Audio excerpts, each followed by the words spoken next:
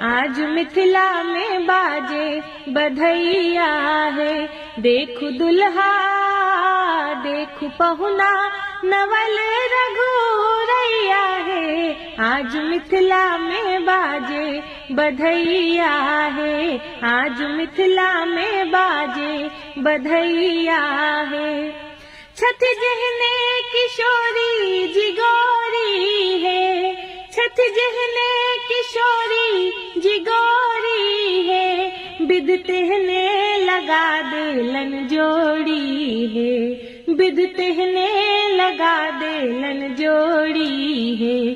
भेली गद गद भेली गद गद सुनैना मैया है। भेली गद गद सिया जी के मैया है। आज मिथिला में बाजे बधैया है। आज मिथिला